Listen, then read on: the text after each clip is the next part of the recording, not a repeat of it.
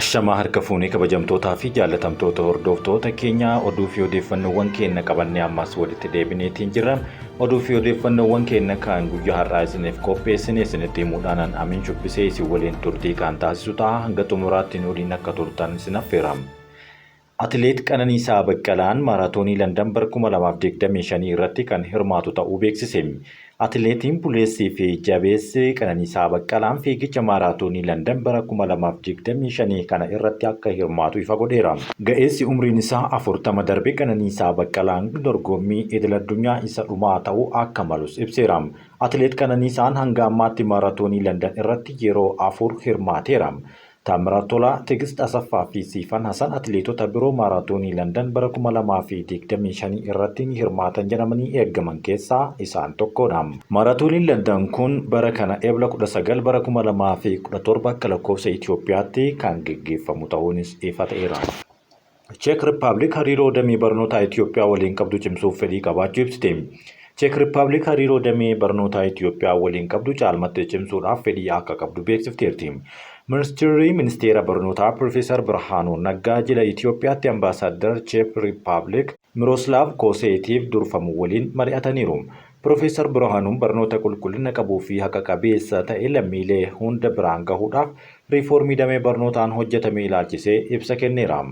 Barnoota gidduu seentummaa siyaasaa irraa bilisa gochuun hojiilee garaagaraa raawwataa jiraachuu kan himan yommuu ta'u, kanaanis dhaabbilee barnootaa ol'aanoo bilisa ta'anii ofiin akka of bulchan hojjetaa akka jiru himeera. Biyyoonni lamaan hariiroo damee saayinsii fi teeknoolojii, ijaarsa dhaabbilee barnootaa ol'aanoo, carraa barnoota bilisaa, misooma barsiisotaa fi barnoota ogummaa ispoortiitiin qaban cimsuudhaan barbaachisaa akka ta'u seeraniiru. Itoophiyaatti ambaasaadar Rippaabilik Cheek Miroslav Kosek gama isaaniitiin biyyoonni lamaan hariiroo damee barnootaa ol'aanaa qabaachuu eeruun hariiroo kana sadarkaa fooyya'aatti guddisuudhaaf murteessaa ta'uu himuu ragaan ministeera barnootaa irraa argame ni mul'isa. Daandiin qilleensa Itoophiyaa filannoo duraa dureewwan biyyoota gamtaa Afrikaa irraa dhufanii ta'uun ibsame. Daandiin qilleensa Itoophiyaa filannoo duraa dureewwan biyyoota Afrikaa yaa'ii gamtaa Afrikaa 38ffaa irratti hirmaatanii ta'uun akka gammadan ibsa godheera. Yaa'iin gamtaa Afrikaa magaalaa Finfinneetti gaggeeffame milkaa'inaan kan xumurame yommuu ta'u, xumuramuu yaa'ichaa hordofes dureewwan biyyoota gamtaa Afrikaa kanatti hirmaachuu dhufanii hedduun isaanii daandii qilleensa Itoophiyaatiin gara biyya isaaniitti akka deebi'anis ta'eera. Kanumaan wal qabatee pirezidaantii Rippaabilik Laayiberiyaa Joosef Bookaayii dabalatee pirezidaantonni biyyoota garaagaraa gara biyya isaaniitti daandii qilleensa Itoophiyaa kanaan deebi'aniiru. Daandiin qilleensa Itoophiyaa tajaajila ol'aanaa kennuun hariiroo Afrikaanota gidduutti cimaa ergama addunyaa walitti fiduu bahachaa jiraachuu ragaan daandicharraa argame ni mul'isa. Himatamaan mucaa jaalallee isaa gudeeduun ajjeese du'aan akka adabamu itti murtaa'uu poolisiin Finfinnee beeksise. Himatamaan shamarree umrii waggaa 17 Adoonaayit Yeheeyis jedhamtu gudeeduun ajjeesuun himatame murteen du'aa akka itti murtaa'u himamee jira. Yakki kun magaalaa Finfinnee kutaa magaalaa Araadaa aanaa 8tti kan raawwate yommuu ta'u, namni Mikaa'el Shimallis jedhamu jaalallee isaaf mucaa kan taate Adoonaayit yeroo garaagaraatti gudeedaa turuun himame. Fulbaana darbee 19 bara 2017 akka lakkoofsa Itoophiyaatti ammoo maaliif gudeeddii kana poolisiidhaaf himtee himata jatti bante jechuudhaan cuubeedhaan iddoo 16 waraanee ajjeesuun himameera. Tumsa uummataan to'annoo jala erga oolee boodas qorannoo poolisiin geggeesseen himatamaan kun bara 2005 hanga bara 2007tti yeroo shamarreen kun umrii ganna 10 turte waame suuqitti essee erga jechuudhaan irra deddeebiin gudeedaa akka ture himameera. Namichi jaalallee haadha ishee waan ta'eef nama tokkotti yoo himte abbaadhaa fi haadha keen ajjeesaa jecha dursaa kan ture yommuu ta'u, yoo dubbattee waan raawwate hunda waraabeetiin waan ta'eef intarneetii irratti gadhiisa jechuun sodaachisaa akka ture galmeen himataa kana irratti bahee ni mul'isa. Poolisiin ragaalee walitti qabe kana himatamaan amanuun bakka yakka raawwate dhaqee waan hundumaa dhugaa ofirratti bahuun manni murtii ol'aanaan federaalaa dhaddacha muddee 25 bara 2017 ooleen murtee balleessaa irratti dabarseera.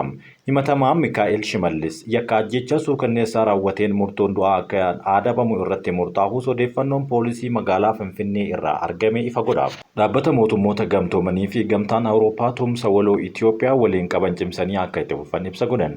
Dhaabbanni mootummoota gamtoomanii fi gamtaan Awurooppaa tumsa waloo gamlameen fi qaxanaa Itoophiyaa waliin qaban cimsanii akka itti fufan beeksisaniiru. Ministeerri dhimma alaa Dr. Geediyoon Ximaatewos gargaartuu barreessituu ol'aanaa ijaarsa nageenyaa fi dhimmoota siyaasaa dhaabbata mootummoota gamtoomanii Roozmarii D. Kaarloo fi gamtaa Awurooppaatti bakka bu'aa addaa gaanfa Afrikaa Dr. Anneetoo Weeber waliin waajjira isaaniitti simachuudhaan mari'ataniiru. Ministeerichi turtii gargaartuu barreessituu ol'aanaa waliin taasisaniin dhimma Itoophiyaa fi qaxanaa wayitaawaa waliin itti himaniiru. Adeemsi marii biyyaalessaa gaariirra akka jiru ministeerichi ibsanii uummanni Itoophiyaas hordofaa fi deeggaraa jira jechuun kaasan. Dhimmoota qaxanaa wal qabatee carraaqqii Suudaanitti nageenya waaraa buusuudhaaf taasifamu keessatti Itoophiyaan deeggarsa akka taasiftu kan himan yommuu ta'u, Itoophiyaa fi Somaaliyaa gidduutti hariiroon fooyya'aan dhufuu isaa eegalanii rakkoolee qaxanaa kanaa marii qofaan furuun akka danda'amus dubbataniiru. Gargaartuun barreessituun ol'aanaan ijaarsa nageenyaa fi dhimmoota siyaasaa dhaabbata mootummoota gamtoomanii Roozmarii D. Kaarloon gama isaaniitiin carraaqqii Itoophiyaan biyya keessattis ta'ee qaxanichatti nagaa buusuudhaaf taasiftu dhaabbanni keenya ni gargaara jechuun himteerti. Karaa wal fakkaatuun Dr. Geediyoon Ximaatewos gamtaa Awurooppaatti bakka bu'aa addaa gaanfa Afrikaa Dr. Anneet Weeber waliin dhimmoota gaanfa Afrikaa fi naannawa kanaa irratti waliin mari'ataniiru. Hariiroon Itoophiyaa fi Somaaliyaa guddaa fooyya'aa kan dhufaa jiru yommuu ta'u, Suudaanitti nagaa waaraa buusuudhaaf carraaqqii taasifamaa jiruun Itoophiyaan deeggarsa taasiftu cimtee akka itti fuftu dubbataniiru. Gamtichi dhimmoota qaxanaa fi naannawaa irratti Itoophiyaa waliin tumsaan hojjetu akka itti fufu eeruudhaan adda durummaadhaan kan ibsan yommuu ta'u, odeeffannoon ministeera alaarraa argame ifa godha. Pirezidaantiin Itoophiyaa duraanii Isaayyaas Afeworqiin kaaba Itoophiyaatti walitti bu'iinsa haaraa kakaasuuf hojjechaa jira jechuun himatan. Pirezidaantiin Itoophiyaa duraanii Dr. Mulaatuu Tashoomaan pirezidaantiin Eertiriyaa Isaayyaas Afeworqii waliigaltee Piriitooriyaa diiguuf TPLF keessatti qoqqoodinsa uumuuf yaalaa jira jechuun himatan. Gochi isaanii kunis kaaba Itoophiyaa keessatti waraana haaraa deebisee kakaasuu danda'a jechuunis akeekkachiisa kennaniiru. Dr. Mulaatuun yaada isaanii gurraandhala 17 Aljaziiraa irratti maxxanfameen Isaayyaas sochiiwwan diigumsaa bu'aa isaanii tilmaamuu danda'u irratti bobba'anii jiru jechuun dubbateera. Gaggeessaan Eertiriyaa kun kaayyoo waloo argachuun qaamolee TPLF keessa waliigaltee nagahaa kanaan hin gammanne kan himan yommuu ta'u, walitti hidhaminsa yookaan walitti maxxananiiru jechuunis himateera. Akka Mulaatuun jedhutti haalli kun waliigalteen nagahaa guutumatti cicciree naannicha tasgabbii dhabsiisa jedhama. Onkololeessa bara 2013 hanga onkololeessa bara 2018tti pirezidaantii Itoophiyaa ta'uun kan tajaajilaa turan Tark, Chaayinaa, Jaappaanii fi Azerbaaijaanitti ambaasaaddara Itoophiyaa akkasumas ministeera qonnaa fi afyaa'ii mana maree federeeshinii dabalatee gitoota hojii dippiloomaasii fi ministeera adda addaa irratti hojii isaanii hojjetaniiru. Pirezidaantiin duraanii kun itti dabaluudhaan Isaayyaas Afeworqii naannoo Amhaaraa keessatti hidhattoota uume akkasumas TPLF keessatti qoqqoodinsa uume deeggaraa jira jechuudhaan himateera. Kunis bulchiinsa yeroo akkaataa waliigaltee nageenyaan ijaarame diiguu akka danda'u akeekkachiise. Akka jedhanitti haalli akkasii kun Itoophiyaafis ta'ee naannichaaf balaa guddaa kan fidudha jedhan. Eertiriyaan waldhabdee guddaa gaanfa Afrikaa kana keessatti hirmaatteerti kan jedhan Mulaatuun Isaayyaas yeroo hundaa waldhabdee hammeessuuf carraaqqii godha jechuun dubbatanii TPLF bara 2020 muummicha ministeeraa Dr. Abiy Ahmad teessumarraa buqqisuun aangoo Itoophiyaa deebifachuudhaaf carraaqqii hamaa yommuu eegalu, Isaayyaas Afeworqii carraa argateen humnoota Eertiriyaa waraana keessa seenan jechuun kaaseera. Waliigaltee Piriitooriyaa bara 2024 pirezidaantii Eertiriyaatiif rakkoo ta'uu ibsuun Isaayyaasiif nageenyi carraaqqii inni dhiibbaa isaa babal'isuuf godhu irratti gufuu ta'eera jedhan. Mulaatuun rakkoon Suudaan, Somaaliyaa fi Sahel keessatti deemaa jiru eeruun tasgabbiin Itoophiyaa murteessaa ta'uu cimsanii dubbataniiru. Jeequmsi Sahel irraa hanga gaanfa Afrikaatti diriiree balaa guddaa fida jechuudhaan akeekkachiisuun kun gareewwan finxaaleeyyii akka Al-Shabaabii fi ISIL jajjabeessuun daldala addunyaa karaa galaana diimaatiin jeequu danda'a jechuunis kaaseera. Tarkaanfiin dippiloomaasii akka fudhatamu kan gaafataman Mulaatuun qooda fudhattoonni addunyaa fi naannawaa namoonni akka Isaayyaas Afeworqii nageenya booree arguu barbaadan akka duubatti deebisan dhaamaniiru. Dhumarratti kun rakkoo Afrikaa qofaa miti qormaata addunyaa guutuu gara cehaa jirudha jechuun dubbataniiru. Oduu biyya alaatiin Maakroon waa'ee marii nageenyaa irratti Tiraampii fi Zelenskii dubbisaniiru. Pirezidaantiin Faransaay Imaanuweel Maakroon waa'ee walgahii hooggantoota Awurooppaa kaleessa Faransaay Paarisitti geggeeffame ibsuu fi Doonaald Tiraampii fi Volodimiir Zelenskii dubbisuun himaniiru. Gaggeessitoonni UK fi Awurooppaa immoo dhimma Yuukireen irratti kaleessa walgahii hatattamaa ta'aniiru. Maaltu akka mari'atame kan hin beekne garuu gabaasaaleen akka agarsiisanitti biyyoota Awurooppaa mariin dhukaasa dhaabuu jiraannaan humna nageenya eegsisan Yuukireenitti ni ergu kan jedhu irratti lamatti qoodamaniiru. Wiixata darbee fuula X irratti kan maxxanse Maakiroon marii nagahaa kamiyyuu wabii nageenya amansiisaa Yuukireenotaa karaa mirkaneessu ta'uu qaba jechuun kaaseera. Dhimma kanarratti Awurooppaa, Ameerikaanotaa fi Yihuudoota wanti waliin ni hojjanna kan jedhan Maakiroon dhimmi kun furtuu ta'eera jechuun dubbateera. White Housetti bilbila michuu Maakiroon waliin taasifame yommuu himan Zelenskiin amma wabii nageenya Yuukireen kamiyyuu cimaa fi amansiisaa akka ta'u waliigaltee irra geenyeerra jedhan. Kutannoon nagaa eegsisuu UK beeksisa guddaadha jechuun hoogganaan waajjira dhimma alaa biyya isaanii himan. Kutannoon nageenya eegsisuu UK beeksisa guddaadha kan jedhan hoogganaan waajjira dhimma alaa kan UKtiin. Ministeerri muummee UK Sir Keir Starmer walgahii Paaris dura UK loltoota Yuukireeniif gumaachuudhaaf qophii ta'uu kan gabaasan yommuu ta'u waan guddaadha jechuun hojjetaan mootummaan olaanaan duraanii kan isaan waajjira alaatti ramadatan kan himaniiru. Lord Simon Macron BBC raadiyootti akka himanitti karoorri ministeera muummichaa ammallee qophii sirrii akka barbaaduu fi falmii mana maree bakka bu'oota ummataatiin irratti mariin geggeeffamuu qaba jechuun qeeqeera. Akka ilaalcha kiyyaatti waan muummichi ministeeraa ofumaan murteessuu qabu miti jechuunis Macdonald dubbateera.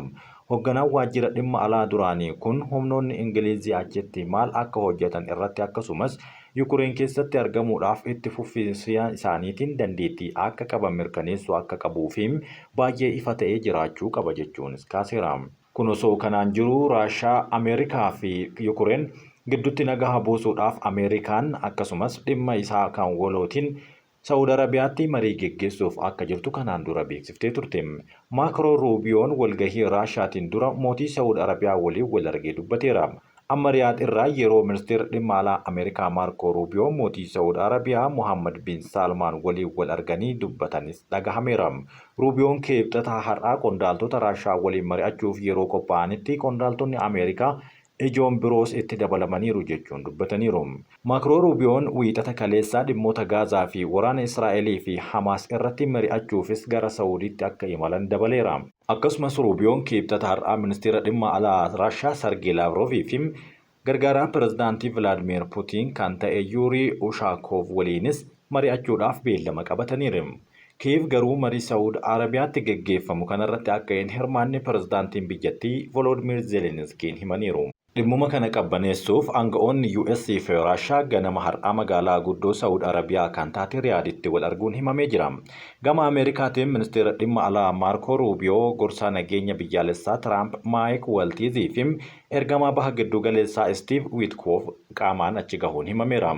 Witkoff biiliyeenera misooma riil isteetiitiin beekamuu fi michuu Doonaald Tiraamp kan ta'an yommuu ta'u erga Tiraamp aangootti dhufanii marii nagahaa idil addunyaa irratti nama adda duree ta'edha.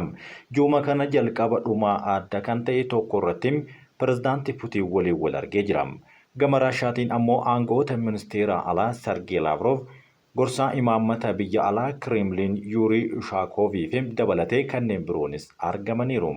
Lavrovis ta'ee Ushakov dippiloomaatota muuxannoo guddaa qaban yommuu ta'an Raashaan imaammata dhimma alaa akka hojiirra oolchituuf Putiniin gargaaraa turaniiru. Kaleessa Raashaan mariin kun osoo Yuukireenii fi Awurooppaan hin jiraatin of eeggannoodhaan gamlame akka ta'e cimsitee ibsiteerti.